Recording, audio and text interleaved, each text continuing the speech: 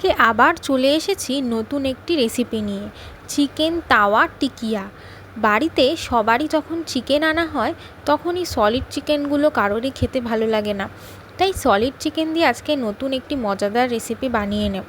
দেখুন রেসিপিটি আপনাদের কেমন লাগে। এই রেসিপিটি বানানোর জন্য আমি সবার প্রথমে একটি মিক্সিং গ্রাইন্ডারের মধ্যে 250 গ্রাম মতো চিকেন নিয়েছিলাম, আর সেটাকে ছোট ছোট করে পিস করে নিয়েছিলাম। তার মধ্যে রসুন, আদা, কাঁচা লঙ্কা আর সামান্য পরিমাণে সর্ষের তেল দিতে হবে। দিয়ে এটা একটা খুব ভালো করে পেস্ট বানিয়ে নিতে হবে। দেখুন এরকম হবে পেস্টটা ঠিক।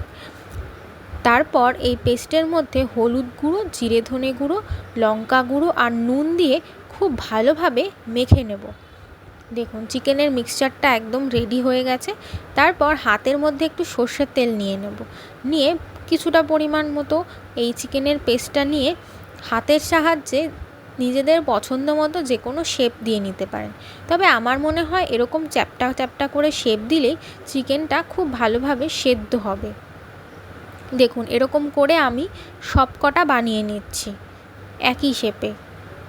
আর আপনি যখন এই মিক্সচারটা তৈরি করেছিলেন তখন ওর মধ্যে সর্ষের তেল দেওয়াতে চিকেনটা এই যে মিক্সচারটা হাতের থেকে খুব সহজেই ছেড়ে যাবে, না হলে আটকে যেতে পারে হাতে। তারপর একটি ফ্রাইং প্যানের মধ্যে আমি সামান্য একটুখানি তেল ব্রাশ করে নিচ্ছি।